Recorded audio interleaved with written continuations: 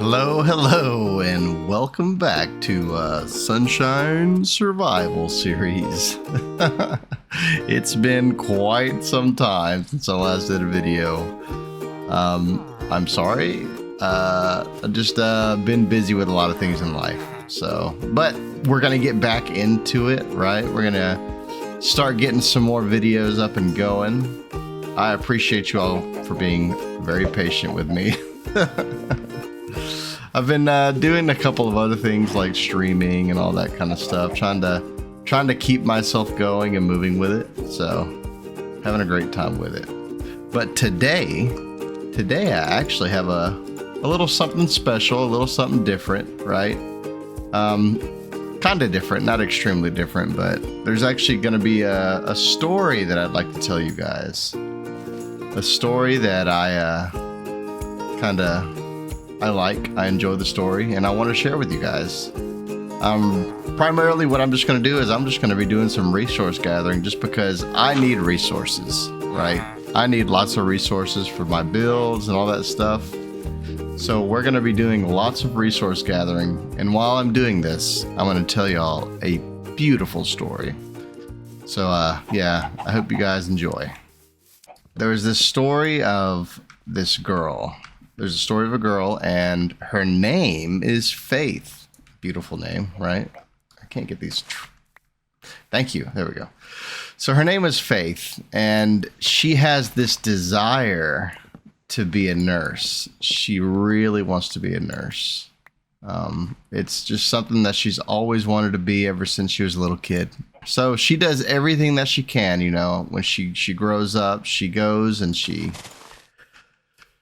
takes all the courses she can, you know. She studies her hardest while she's in high school, and then she gets these scholarships, you know, to go to the colleges, the best colleges for studying nursing and all that stuff. And so sometime during this, while everything's going on, you know, she's in college and she's learning a lot.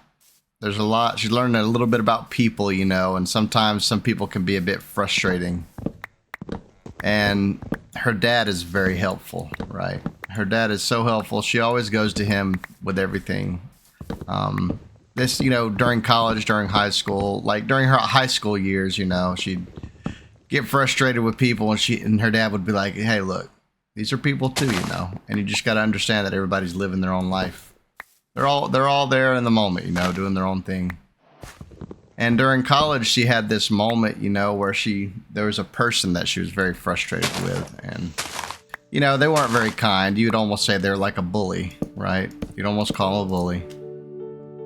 But while all this was happening, she went to her dad, kind of complaining about it, and her dad was like, "Here's the thing. You aren't the one who determines the value of a person. Person's value was set on the cross by Jesus." So she kind of, you know, she took that, and she knows Jesus, you know, she loves him and all that stuff. So she tries to love other people, and she takes it and she tries to grow with it. She tries to understand it more. She tries to use that whenever she sees people.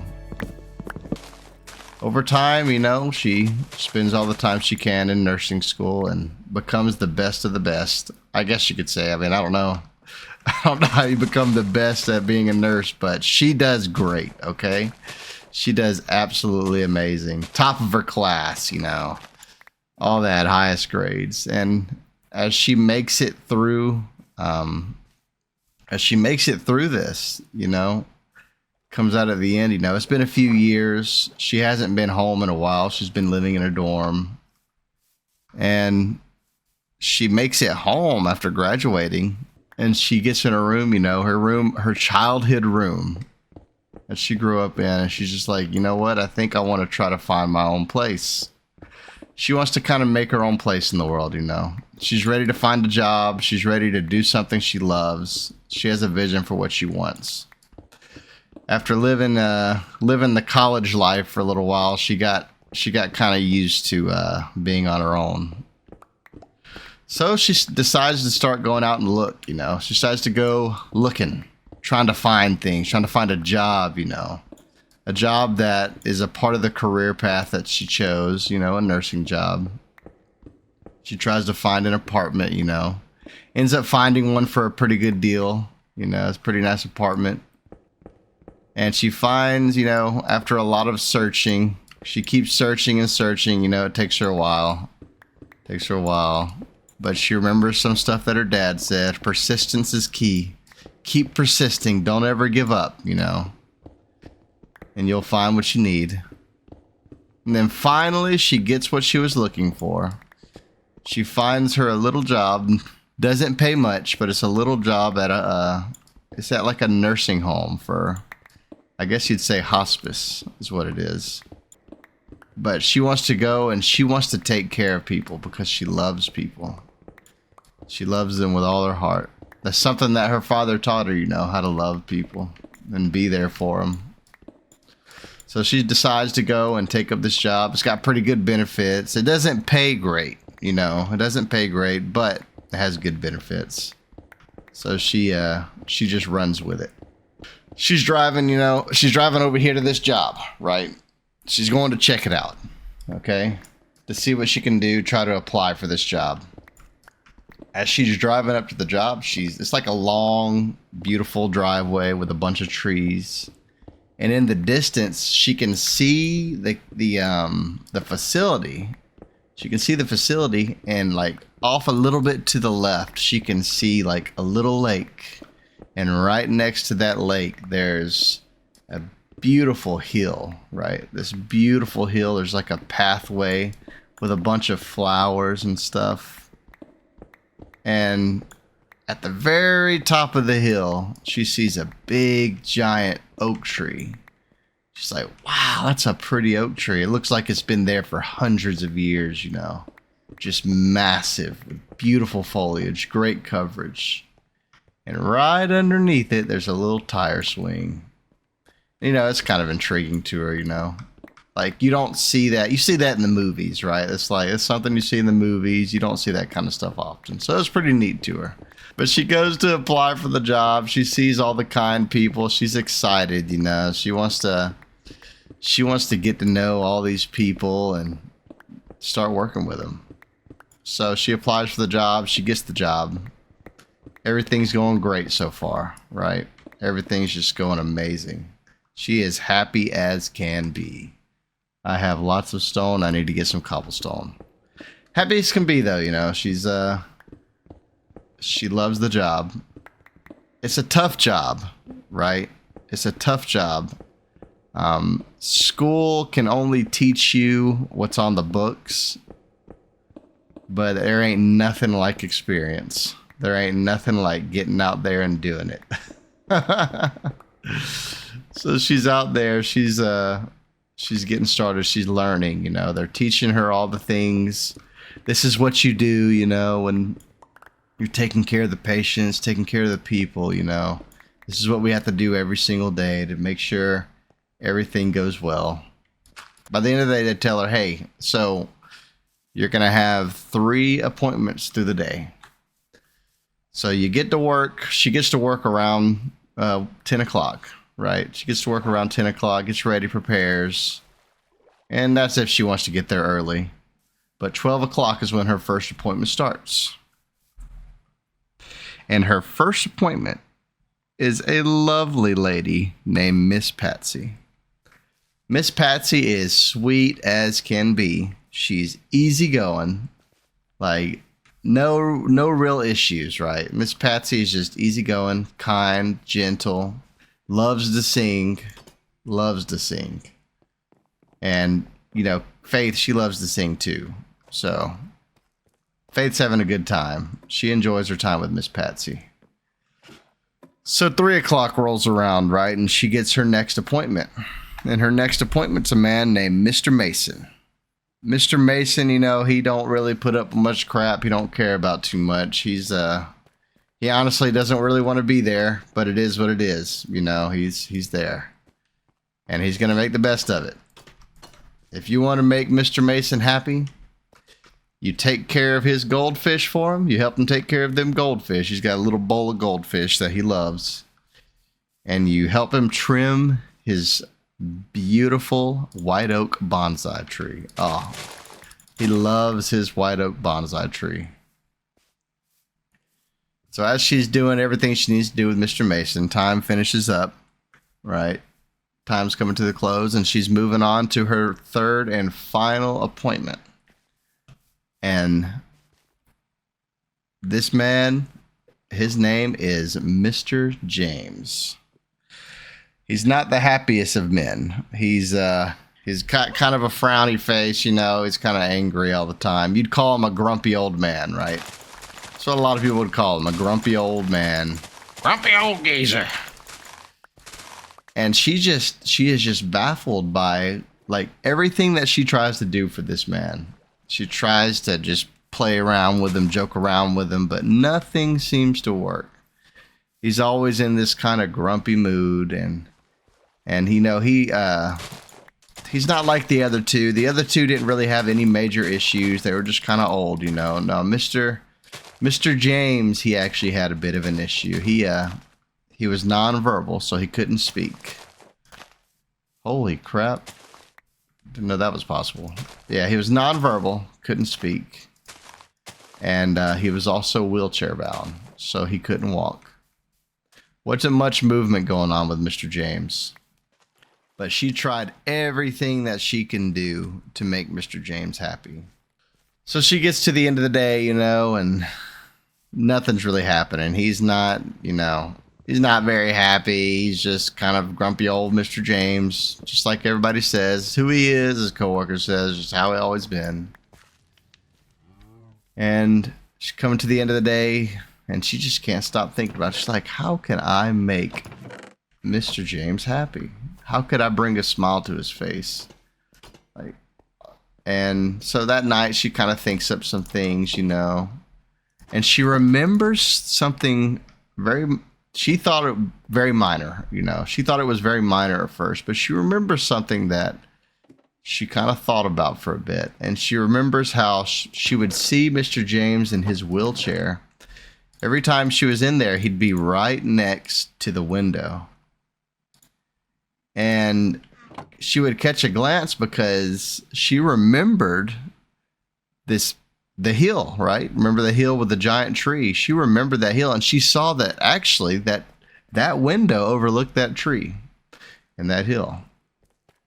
So she's like, ooh, man, I wonder if I could take him for a walk tomorrow. I wonder if I can take him out and just take him for a stroll, you know, take him up to the top of the tree and maybe just to sit down. You know, it's later in the evening.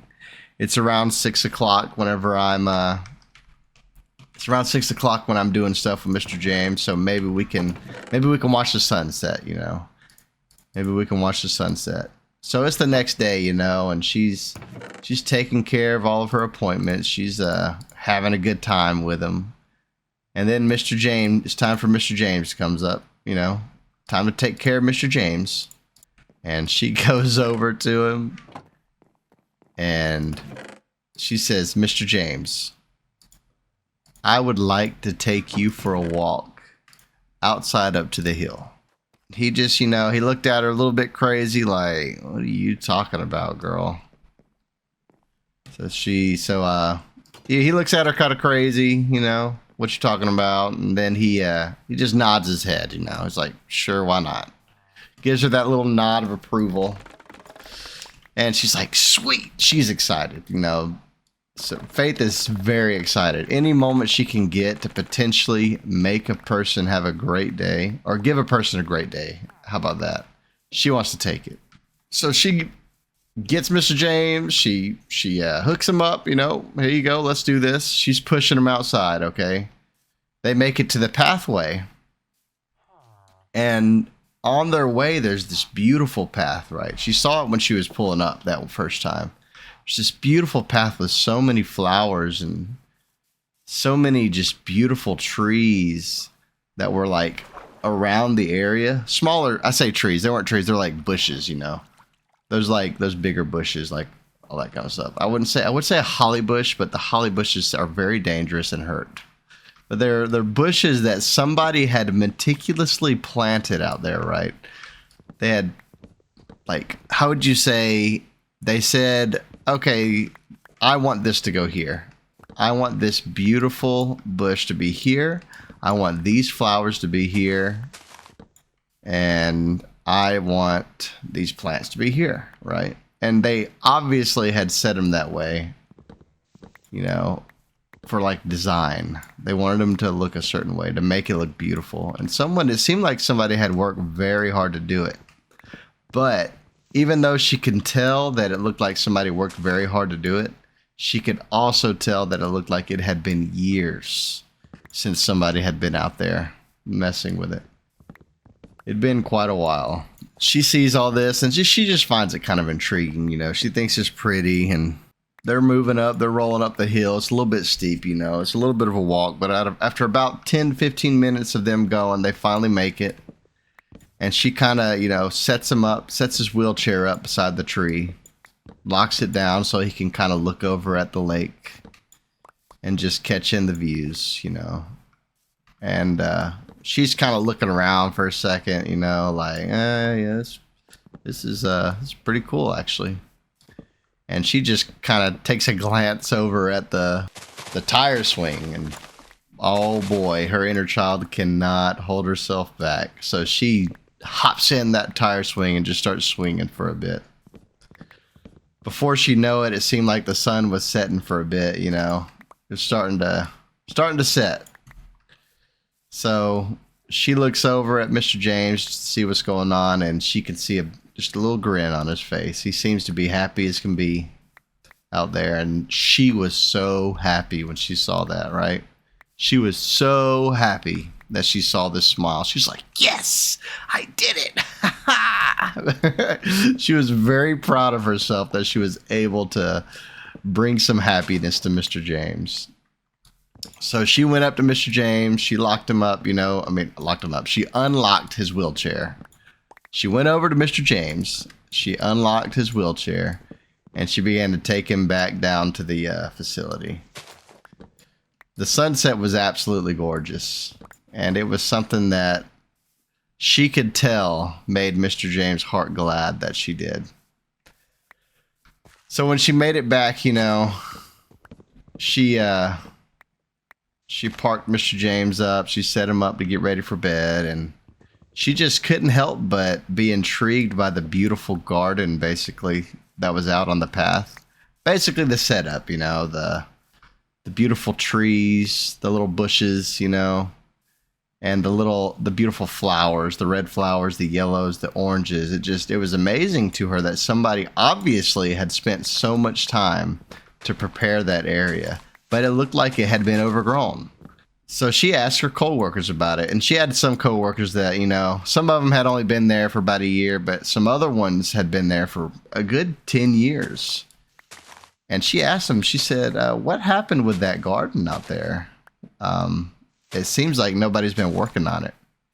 And one of the workers, her name, we'll call her Beatrice. Why not? Her name was Beatrice. Beatrice was like, oh, Mr. James used to go out there and he'd plant all the plants, and he'd tend to them and water them and take care of them, you know. I'm not going to keep doing that voice. I can't keep up with that.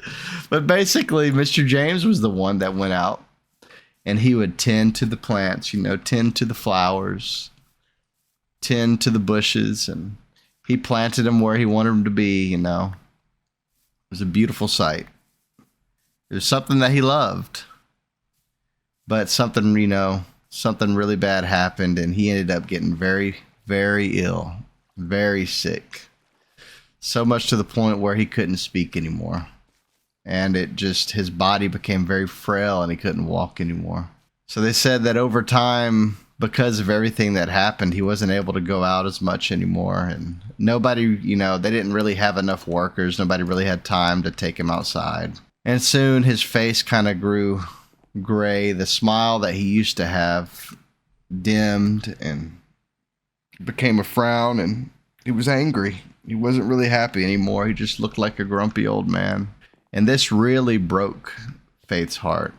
It really broke her heart because she didn't want to see anybody like that. Her dad taught her that people were so precious and how everyone deserved to have joy in their life. So she wanted to be able to help bring joy into Mr. James' life.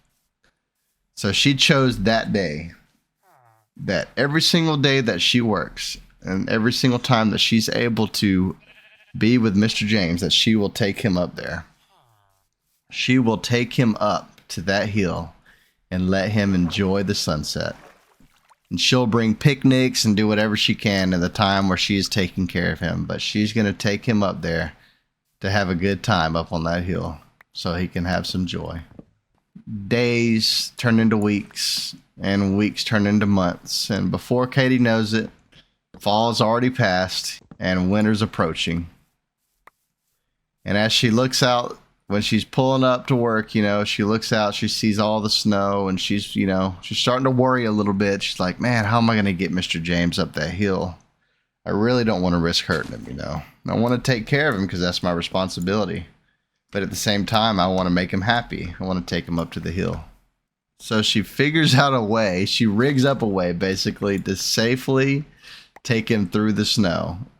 She used to be a bit of a skier back in her day. She'd go out skiing and stuff, and she remembered that there was these special skis that she could use to rig up on a wheelchair. Look, guys, this is a story, okay? Just let it be. It's just a story. So she rigs up this wheelchair, right? She rigs up this wheelchair, and she puts some skis on it so she can push him. And oh man, he's excited, right? He's like, oh man, this is great. He probably never went skiing or something, He probably was a hardworking man. I was always working. He enjoyed taking care of his garden, but he was just a working man, right? And he gets to go skiing. Okay, so they're having a good time, right? She's taking him out there. They're going up the hill, and they're just enjoying it. They're enjoying the beauty of all the beautiful blanket of snow that's covering everything, the beautiful ice on the lake, right? So she takes him back down and puts him into his bed to give him some time to go to sleep, and she's getting ready to go, but when she's leaving, she overhears some of her co-workers. They mention that there's a potential storm coming in the next day. And they say it's only like 30%, so she said she's going to keep an eye out on it. They're telling her, you probably don't want to go outside tomorrow with Mr. James because you want to be careful. It could be quite dangerous. And she shrugs it off. She's like, it's only 30%. It'll be all right. I made a promise that I'd take him, I want to make sure that he's happy with it. So she goes home, she gets some rest. She does a little bit of research. Now she's looking at the weather app every hour, right? Just trying to see if something will change, and it fluctuates. And it just kind of hovers around 30%. So she plans the day, she's like, okay, well, I'm going to take him, but I want to make sure everything will be okay. So I'm going to bring some extra blankets to make sure that he has the warmth that he needs. I'm going to bring my canister so I can make some hot cocoa. We're going to have a good time. And bring a couple of picnic supplies so they can have fun and eat a little bit of food out there. So everything's prepared, She goes to work that day. She takes care of Miss Patsy. She goes to say hi to Mr. Mason to make sure everything's good with him. Checks on his bonsai tree, Feeds his goldfish. He's happy as can be with his goldfish. And then finally it's time to go see Mr. James. So she goes up there to Mr. James and she's like, Mr. James, there's a chance that it'll be a little bit rough, but from what I've seen on the weather, it says it'll be okay. And he, he just kind of looks at her, and she's still hasn't figured out that he can't respond to her. But she just likes talking to him. She's gotten to where over the months she's enjoyed just talking with him. And he just nods, He's just like, yep, okay. He just nods. And he just, with a little grin on his face, he just smiles and nods his face. She asks him, she's like, hey, do you want to just go up here? I got all this stuff, It'll be a little bit chilly, but I got all this stuff to make sure you stay warm. I even brought this heated blanket. And he's like, he just nods his head. He's just like, yeah, sure, let's do it. So she wraps him up in his work coat that he had, sitting in his closet. And she gets a hold of this blanket, this heated blanket. She puts it on him. She plugs it into this little battery powered thing. And she wraps this other blanket around him to make sure he stays warm. And he's starting to sweat, man. He's starting to sweat. She's like, okay, we need to hurry up and get outside. So they get outside and they're just looking at all the beauty of the world, Just the blanket of snow like they saw the other day, the beautiful ice. But, it's just like when you look at it, you can see it a little bit differently each time. And she's just thinking about how, wow, the snow is protecting the flowers and the plants from the dangers of the cold weather, the freezing cold weather, just like the heated blanket is protecting Mr. James. So as they're going, going up the hill, she kind of looks in the sky and you can see the clouds, there's no craziness as far as she can tell. And she's just relieved. She's like, thank God. Thank God we got some time to do what we're going to do. So she's going up there. She gets to the top. She sets Mr. James up in his spot, right? She pulls his little skis off. She wraps him up, make sure his heated blanket's good. Make sure the battery's not dead.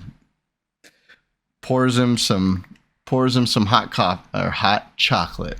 He probably doesn't want coffee. I don't know. I'm literally thinking about this guy as if I'm there. See, if I were an old man, I probably wouldn't want any coffee. But I don't know. Maybe he wants coffee.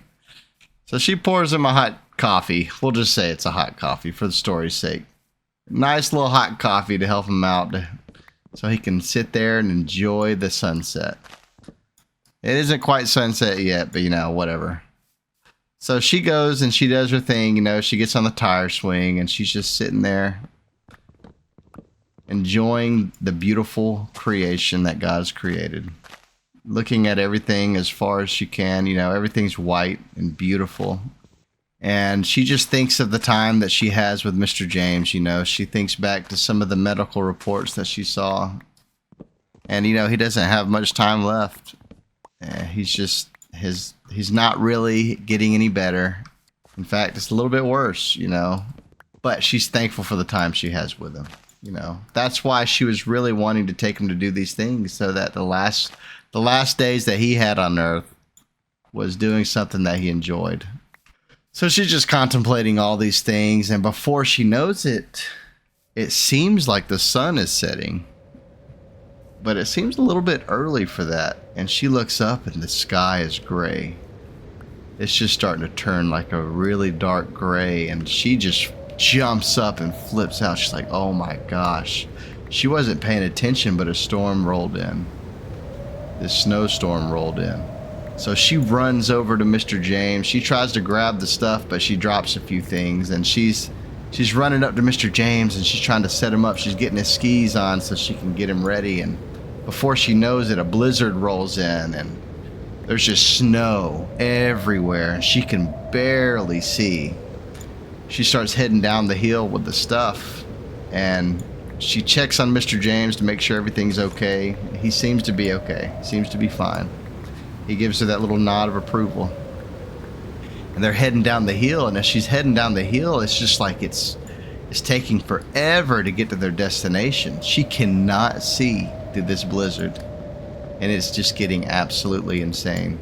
So she's pushing on, and then she just sits there and she looks and she's like, oh man, this is getting really bad. This could be the end of me. This could be the end of me if I'm not careful. And she's just getting all these thoughts that are just barraging her and fighting her in her head. And they're like, oh, well, this man, Mr. James, he hasn't got much long left anyways. Like, you need to leave him behind. You need to go and save yourself. This man, he doesn't have much longer anyways, because if you keep pushing this, if you keep holding on to him and trying to take care of him, then you're going to get yourself harmed, or worse. You might not make it, and you'll be here with him stuck. And she's just sitting there contemplating these things. She's like, man, I can't. This isn't right. This isn't right. And then she hears these words in her head. She hears these words. it sounds very familiar at first. Then she realized, oh, it's another word that her dad gave her, And it says this. This is the word that's being said in her head. It's not up to you to determine the value of a person's life. That person's value was set by Jesus on the cross.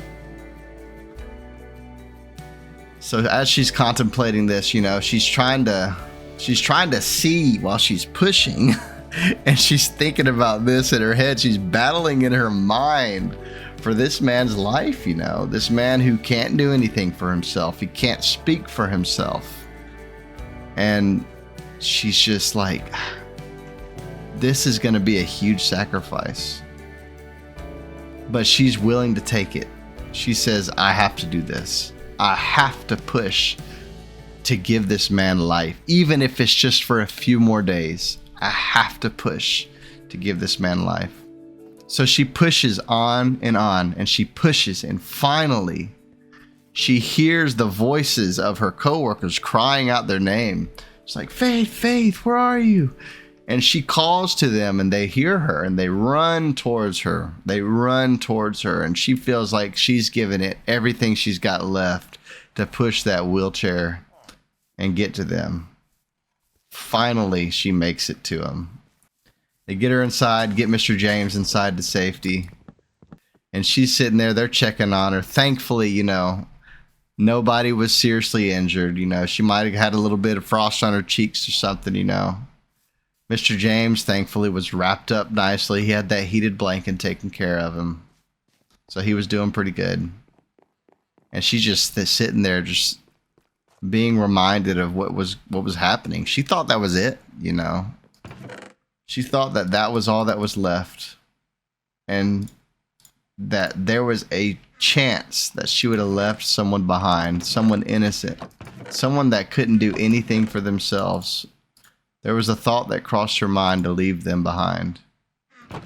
And she is so thankful that she didn't, because that life was valuable. That man's life was valuable. Could you imagine not seeing that, right? In a moment, though, think about it. In a moment where things get rough like that, it's really tough, man. It's really tough.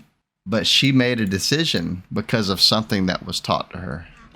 People have value, and we need to remember that in life for sure. That's a big thing. So, she's kind of catching her bearings. She's getting to feeling better, right? She's warming up a bit. She didn't really have as much, but like a coat. But she's warming up a bit, and she's getting ready, to head home to go get some rest. Not much heading home doing, I guess. There's a blizzard going on, so she's just kind of chilling out. But she goes to see Mr. James, and when she sees him, he's just got a big old giant smile on his face when he's looking at her. And it's just like, that was awesome. This was a blizzard, and he was having the time of his life. This is like, he hasn't had this much fun in years, maybe even decades, and he's having the time of his life. So he goes out here. He's smiling. He's so happy. He opens his arms up. He's like, he can't talk. He's nonverbal, but he's like, give me a hug. So she goes up to him and gives him a big old hug. And she's just so thankful that he's okay, right? She is so thankful that he's okay. So moral of the story, right? And this is what I'm trying to get to with this story, is people have value, okay? Even if they can't speak for themselves, even if they can't make decisions for themselves, even if they seem like their life might not be as important as you might think in a moment, they're important. They have value. Jesus determined people's value whenever he went on the cross. And we have to see people that way. We have to see them as valuable, as gifts from heaven. We have to be that love that people need, The Bible says that God is love. And if God is love, then that's what we need to be to people. Jesus came to represent who the Father was. And if Jesus treated people a certain way, that's how I need to treat them too. But I'm going to be honest with you. I'm getting tired. I've been tired. This was just purely a grab some materials and talk nonstop. video. I hope you all enjoyed it. You'll have to let me know what you think, but I had a good time. I started up a second YouTube channel. It's purely ambience. It's just Minecraft ambiance. You have to let me know what you think. I might link it in the video. Just see what you think, you know. If you like it, if you don't, give me some criticism. We'll see. But I want to let you all know that I love you all. I appreciate you all. Thank you for watching my content. And I apologize for not being as, being on as much here lately, but I'm trying to get better about that. So we're going to start getting some more videos in every 2 weeks, hopefully. So again, thank you all. God bless you all. You are all gifts from heaven. Jesus loves you, okay? Like, for real, Jesus loves you. He gave his life for you. That's how valuable you are, okay? You ain't got to worry about what the world says about you. You ain't got to feel, like trash, because you're not trash. You're a gift, and you're loved by the Father in heaven. So again, thank you all. Love you guys, and yeah. Peace out, home dogs. Deuces. Shout out to my new editor.